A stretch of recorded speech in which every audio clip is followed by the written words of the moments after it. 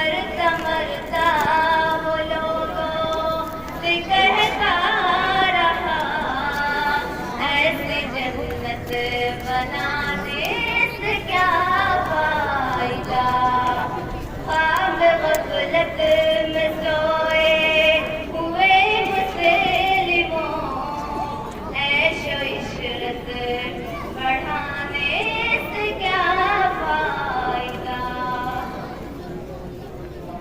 سرکشی میں بھی مشہور نمرود تھا وہ بھی انکار کرتا تھا معبود کا اس کے بیٹے کو مچھر نے کھا کر کہا یوں بڑائی جتانے سے کیا فائدہ خواب غفلت میں سوئے ہوئے مسلموں عیش و عشرت بڑھانے سے کیا فائدہ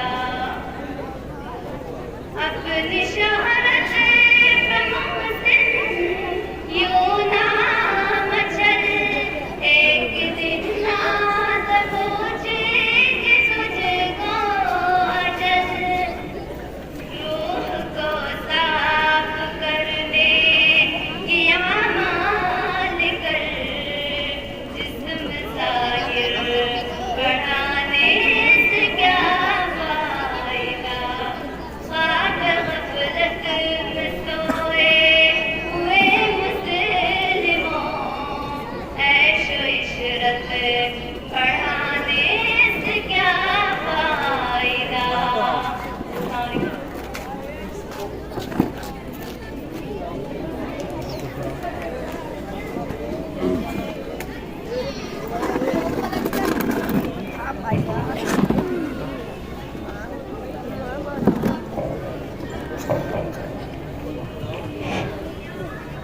ابھی ایک بہترین لہجے اور بہترین انداز کے ساتھ آپ تمامی حضرات ایک نظم سماعت فرما رہے تھے جو تاریخ کے مختلف ادوار کو اپنے اندر سموئے ہوئی تھی.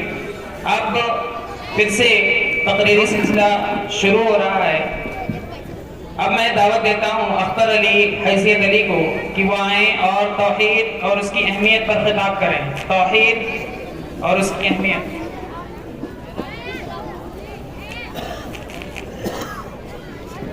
السلام علیکم ورحمۃ اللہ وبرکاتہ. الحمد للہ رب العالمین الصلاة والسلام على سید المرسلین وعلى آلہ وصحابہ اجمعین اما بعد. اعوذ باللہ من الشیطان الرجیم بسم اللہ الرحمن الرحیم. وما خلقت الجن والانس الا ليعبدون.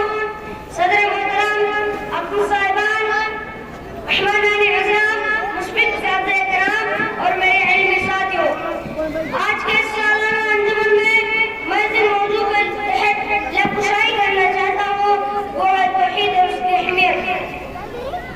کیا بتلا سکتے ہیں کہ وہ کون سی چیز ہے کسی کے لیے اللہ رب العالمین نے زمین پر بے شمار نبی اور رسولوں کو مبعوث فرمایا؟ وہ کون سی چیز ہے دین اسلام کی روح ہے؟ وہ کون سی چیز ہے کسی قرآن کریم بھرا پڑا ہے؟ جی ہاں میرے بھائیوں، وہ چیز توحید ہے. دنیا میں جتنے بھی نبی رسول آئے سب کا فیصلہ تو صرف ایک ہی مقصد تھا کہ اللہ کے بندے اللہ کی عبادت کرے، اس کی عبادت میں کسی شریک نہ کرے.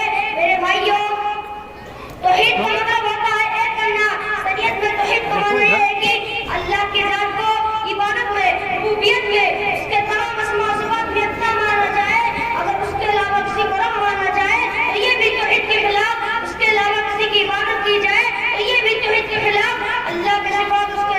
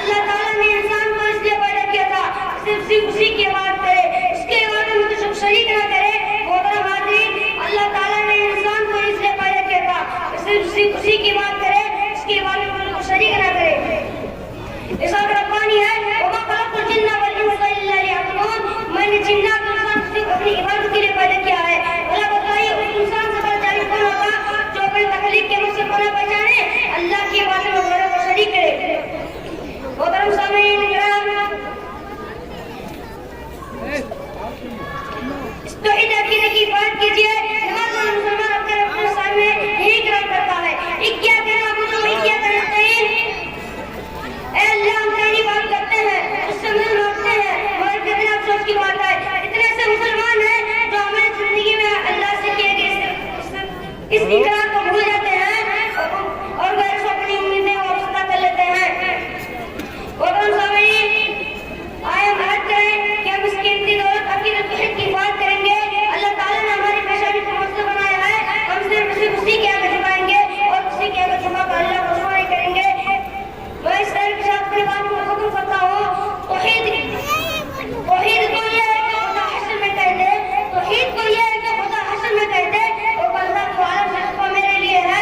وآخر دعوانا الحمدللہ رب العالمین۔ السلام علیکم ورحمۃ اللہ وبرکاتہ۔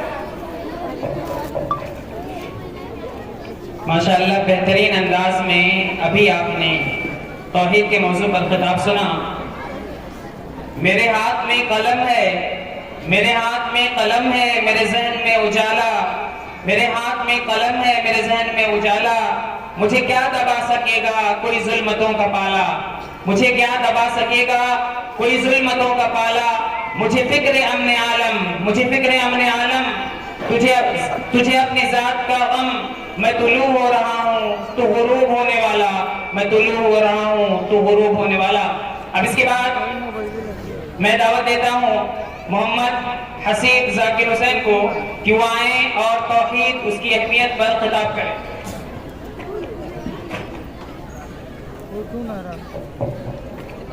السلام علیکم۔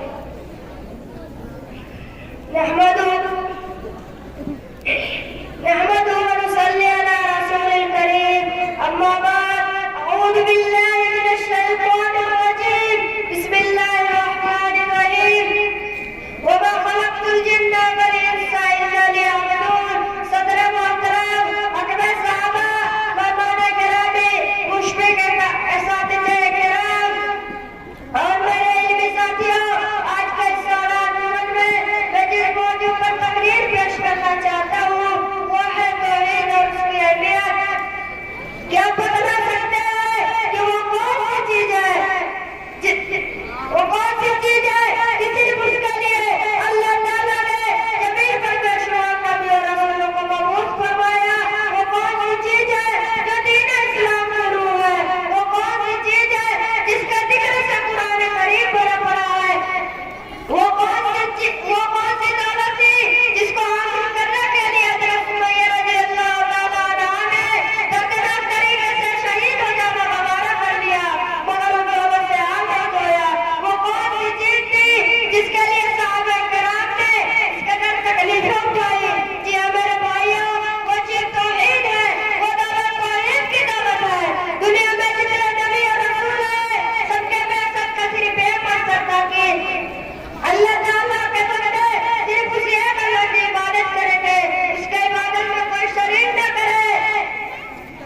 سامعین کرام، توحید کا مطلب ہوتا ہے کرنا اور شریعت میں توحید کا معنی یہ ہے کہ اللہ تعالیٰ کی ذات کو عبادت میں، ربوبیت میں اور اس کے تمام اسماء و صفات میں اتنا مانا جائے، اگر اس کے علاوہ کسی کو رب مانا جائے تو یہ بھی توحید کے خلاف، اس کے صفات اور اس کے نام کسی اور کے لیے استعمال کیا جائے تو یہ بھی توحید کے خلاف اور اس کے سامنے کرام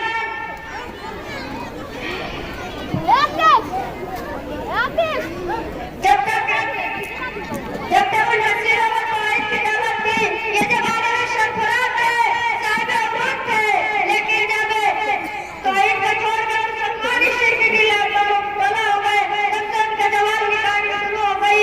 علامہ اقبال نے کیا خوب کہا ہے، توحید کی امانت سینوں میں ہے ہمارے، توحید کی امانت سینوں میں ہے ہمارے، آسان ہی نکالا نہ وہ نشہ ہمارا۔ مگر حقیقت یہ ہے کہ دھیرے دھیرے مسلمان اس دولت سے آگے سے چلے جا رہے ہیں۔ وہ مذہب اسلام جن نے تاکید توحید پر اس قدر زور دیا تھا کہ شرک کی طرف لے جانے والا معمولی سا کلمہ زبان سے نکلنا جائز حرام نہیں دیا، اسی وجہ سے ماننے والے آج جگہ جگہ ابھی توحید کو مٹا کر شرک و بدعت کے دلدل میں پھنستے چلے جا رہے ہیں۔ محترم حاضرین، اللہ تعالیٰ نے انسانوں کو صرف اپنی عبادت کے لیے پیدا کیا تھا۔ ارشاد الاقوانی ہے، وما خلقت الجن والانس الا لیعبدون، کہ میں نے جنات اور انسان کو اپنی عبادت کے لیے پیدا کیا تھا۔ بھلا بتلائیے اس انسان سے بڑا جائز کون ہوگا جو بے تکلیف کے مقصد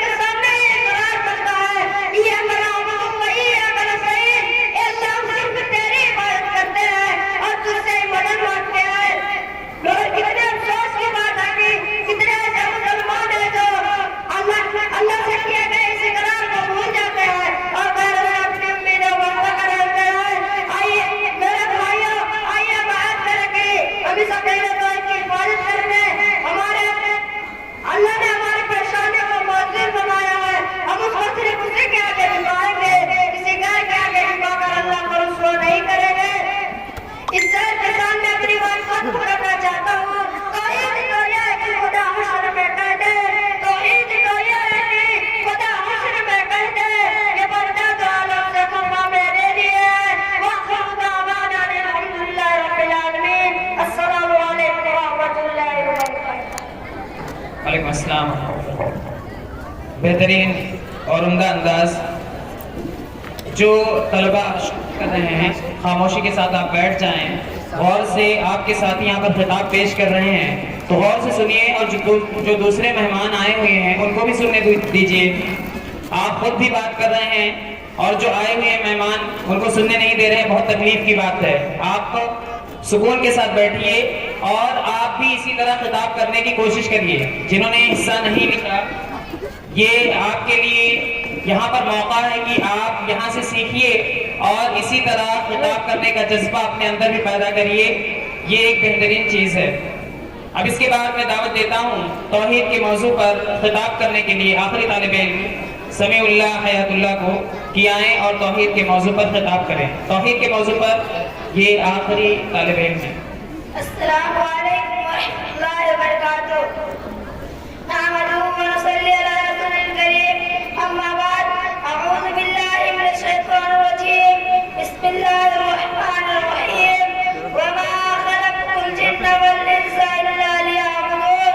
صدر محترم حکم صاحبان, مہمانان اعظام, مشفق سرگرام میرے بھائیوں, آج کی اس سالانہ انجمن میں میں جس موضوع پر لفظ کرنا چاہتا ہوں وہ ہے توحید اور اس کی اہمیت. کیا آپ بتلا سکتے ہیں کہ وہ کون سی چیز ہے کہ صرف اسی کے لیے اللہ تعالیٰ نے زمین پر بے شمار نبی اور رسولوں کو مبعوث فرمایا؟ وہ کون سی چیز ہے جو دین اسلام کی روح ہے؟ وہ کون سی چیز ہے جس کا ذکر سے قرآن کریم بھرا پڑا ہے؟ جی ہاں میرے بھائیوں, وہ چیز ہے توحید. دنیا میں جتنے نبی اور رسول آئے سب کی بحث صرف ایک مقصد تھا کہ اللہ کے بندے صرف اسی ایک اللہ کی بات کریں, اللہ کی بات میں غیروں کو شریک نہ کرے. سامعین کرام, توحید کا معنی ہوتا ہے کرنا, اور شریعت میں توحید کا معنی یہ ہے کہ اللہ کے ذات کو اس کے عوام میں, اس کی ربوبیت میں, اس کے تمام اسماء و صفات میں ایک کو مانا جائے, اس کے علاوہ کسی کو مانا جائے تو یہ بھی توحید کے خلاف, اس کے ناموں کو کسی اور کے لیے استعمال کیا جائے تو یہ بھی توحید کے خلاف. سامعین کرام, مسلمانوں کی تاریخ گواہ ہے جب تک ان کے سینوں میں توحید کی دولت تھی, اس زمانے میں سرفراز تھے, صاحب عروج تھے, لیکن جب مسلمان شرک کو توحید کو چھوڑ کر شرک کی راستوں میں مبتلا ہو گئے, اسی دن سے مسلمانوں کی سوا کی کہانی شروع ہو گئی. علامہ اقبال نے کیا خوب کہا ہے, توحید کی امانت سینوں میں ہے ہمارے, توحید کی امانت سینوں میں ہے ہمارے, آسان نہیں مٹانا نام و نشان ہمارا. مگر حقیقت یہ ہے کہ دھیرے دھیرے مسلمان اس دور سے آگے تو چلے جا رہے ہیں. وہ مذہب اسلام جس نے عقیدہ توحید پر اس قدر زور دیا تھا کہ شرک کے طرف لے جانا والا ایک معمولی سے کلمہ بھی زبان سے نکالنا جائز قرار نہیں دیا.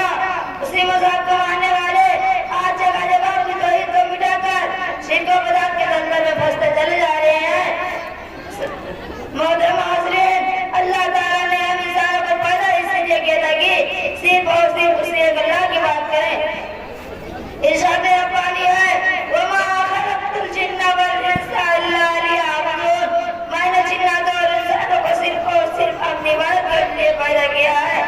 بلا بتائیے اس انسان سے بڑا ظالم کون ہوگا جو اپنی تخلیق کے مقصد کو نہ پہچانے, اللہ کے بعد میں غیروں کو شریک کرے. سامعین کرام, اس سے عقیدہ توحید کی بات کیجیے. نماز میں ہم مسلمان اپنے رب کے سامنے اقرار کرتا ہے کہ ایاک نعبد و ایاک نستعین, اے اللہ ہم صرف تیری بات کرتے ہیں اور صرف تجھ سے ہی مدد مانگتے ہیں. مگر کتنا افسوس کی بات ہے, کتنا ایسے مسلمان ہیں جو اپنی زندگی میں کیے گئے اس اقرار کو بھول جاتے ہیں اور دوسروں سے اپنی امیدیں وابستہ کر لیتے ہیں. سامعین کرام, آئیے محنت کریں, اپنے قیمتی دولت عقیدہ توحید کی عبادت کریں گے. اللہ تعالیٰ نے ہمارے پیشانی کو موصول بنایا ہے, صرف ہم اسے کے آگے جھکائیں گے, کسی اور کے آگے جھکا کر اسے رسوا نہیں کریں گے. اسی صحت کے ساتھ میں اپنی تقریر کو ختم کرتا ہوں. توحید تو یہ ہے کہ خدا عصر میں کہہ دے, توحید تو یہ ہے کہ خدا عصر میں کہہ دے, یہ بندہ جو عالم سے خفا میرے لیے. وآخر دعوانا ان الحمدللہ رب العالمین. السلام علیکم ورحمۃ اللہ وبرکاتہ. وعلیکم السلام ورحمۃ اللہ وبرکاتہ.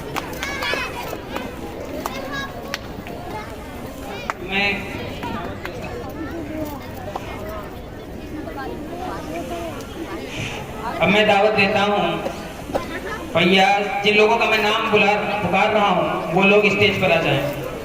فیاض، شہاب اللہ، بیت اللہ، فوزان دانش، عاطف خان، محفوظ، فرحان، حفیظ الرحمان، ابو خشیمہ، دانش ارشاد.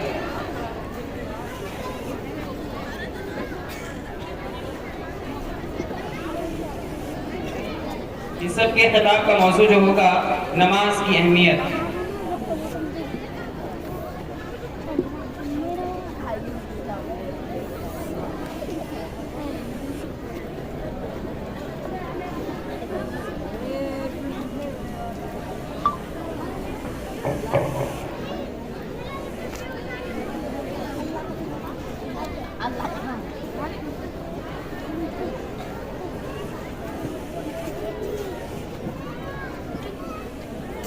فیاض احمد، شہاب اللہ، یہ مائک پر آئیں. ان کا موضوع جو ہے نماز کی اہمیت، اس موضوع پر خطاب کریں. فیاض احمد.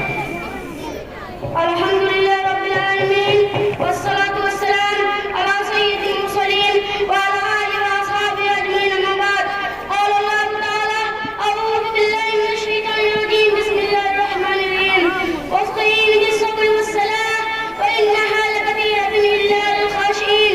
صدر محترم، مشفق اساتذہ کرام اور علم سفر کے ساتھیوں، آج کے سالانہ انجمن میں جس موضوع کے تحت لفظ شائع کرنا چاہتا ہوں وہ نماز کی اہمیت. اسلامی بھائیوں، اگر آپ سے کوئی سوال کرے کہ کون سی چیز ہے جو سرور کونین صلی اللہ علیہ وسلم کی آنکھوں میں ٹھنڈک ہے، وہ کون سی چیز ہے جو مصیبت اور پریشانی کے وقت ایک مومن کے دل کو سکون پہنچاتی ہے، وہ کون سی چیز ہے جو اسلام کی بنیاد پانچ ارکان میں توحید کے بعد دوسرا اہم رکن ہے، تو یقیناً آپ یہی جواب دیں گے کہ وہ چیز نماز ہے. یہ نماز ہے جس کا ذکر قرآن مجید میں 70 سے زیادہ مقامات پر آیا ہے. یہ نماز ہے جو مسلمان اور کافر کے درمیان حد فاصل ہے. یہ نماز ہے جس کو جان بوجھ کر ترک کرنے والا حدیث کی روشنی میں کفر کا ارتکاب کرتا ہے. یہ نماز ہے جس کے بارے میں قرآن کہتا ہے وَاسْتَعِینُوا بِالصَّبْرِ وَالصَّلَاةِ وَإِنَّهَا لَكَبِیرَةٌ إِلَّا عَلَى الْخَاشِعِینَ. صبر اور نماز سے اللہ کی مدد حاصل کرو.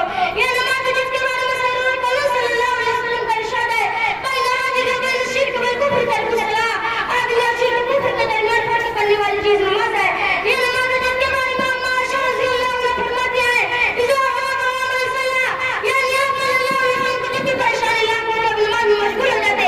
غور کیجیے میرے بھائیوں، اس وقت افسوس کا مقام دین کا اتنا اہم ستون کفر و اسلام کے درمیان فرق کرنے والی عبادت نبی کی آنکھوں میں ٹھنڈک. لیکن آج ہم اس سے غافل ہیں. اپنے آپ کو مسلمان کہنے کے باوجود ہم نماز نہیں پڑھتے ہیں. آپ صلی اللہ علیہ وسلم کے زمانے میں منافقین کو بھی نماز پڑھنی پڑتی تھی. حالانکہ منافقین کا انجام قرآن مجید میں کافروں سے بدتر بتلایا گیا. اور ان منافقوں کے بارے میں قرآن کہتا ہے وَإِذَا قَامُوا إِلَى الصَّلَاةِ قَامُوا كُسَالَىٰ. جب وہ نماز کے لیے بالکل سست اور قائلی کے ساتھ اپنے مگر نماز پڑھتے تھے. ہماری حالت منافقوں سے بدتر ہے. ہماری حالت یہ ہے کہ دن ہاتھ رہتا ہے گانے میوزک ٹی وی کھالی پورا دوسرے کام کاج میں مشغول رہتے ہیں. ہماری کانوں میں نیند نہیں رہتی. میرے پیارے بھائیوں، کیا ہوگا ہمارے اپنے رب کی بارگاہ میں؟ اللہ تعالیٰ نے ایک جگہ ارشاد فرمایا کہ جب جہنمیوں سے پوچھا جائے گا مَا سَلَكَكُمْ فِي سَقَرَ، تم کو کس جرم کی پاداش میں جہنم کی سزا دی جا رہی ہے؟ تو پہلے دن یہ بتلائیں گے لَمْ نَكُ مِنَ الْمُصَلِّينَ، ہم نماز نہیں پڑھتے تھے. میرے پیارے بھائیوں، اللہ کے ہاتھ میں نماز کی پابندی کیجیے. آپ کو معلوم ہونا چاہیے کہ نماز ہی ایسی عبادت ہے جس کے بارے میں رسول انسان صلی اللہ علیہ وسلم نے فرمایا کہ جب آپ کا بچہ 7 سال کا ہو جائے اس کو نماز پڑھنا تو حکم دو. 10 سال کا ہو جائے اس کی نماز پڑھنا سکھاؤ. باقی دن میں 10 سال کے بچوں کو نماز نہ پڑھنے پر ماننے کا حکم کیا جا رہا ہے. حالانکہ اللہ نامانی ہے اسی چیز کا شریعت میں مکلف نہیں ہے. آپ اس اندازہ لگا سکتے کہ ہماری شریعت کی نظم نماز کی کیا قدر قیمت ہے اور کس قدر اہم عبادت ہے. اسی لیے آپ یہ ٹھان لیجیے کہ ہم نماز کے معاملے میں کوئی کوتاہی نہیں کریں گے اور اس کی مکمل پابندی کریں گے. اللہ تعالیٰ ہم کو اس کی اہمیت کو سمجھے اور اس کی مکمل پابندی کرنے کی توفیق عطا فرمائے. آمین. وآخر دعوانا الحمدللہ رب العالمین. اب ہوائیں ہی کریں گی روشنی کا فیصلہ. اب ہوائیں ہی کریں گی روشنی کا فیصلہ. جس دیے میں جان ہوگی وہ دیا رہ جائے گا. بہترین خطاب آپ نے ابھی سماعت فرمائی فیاض احمد کے ذریعے سے. اب اس کے بعد میں دعوت دیتا ہوں بہترین انداز میں خطاب کرنے کے لیے بیت اللہ محمد شاہد کو. یہ درجہ پنجم کے طالب علم ہیں، وہ آئیں اور خطاب کریں. سب سے اگوا ہے ایک دم جہاں منہ پہوا ہوا ہے.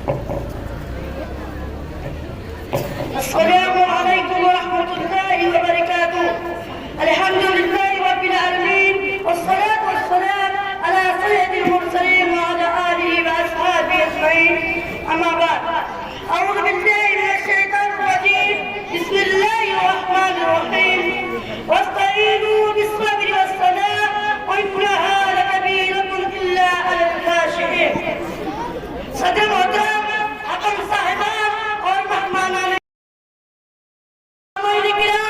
اگر کوئی آپ سے سوال کرے جس اللہ نے صلی اللہ علیہ وسلم کی آنکھوں کی ٹھنڈک ہے وہ کون سی چیز ہے جو مصیبت اور پریشانی کے وقت ایک مومن کے دل کو سکون پہنچاتی ہے وہ کون سی چیز ہے جو اسلام کا بنیادی ہے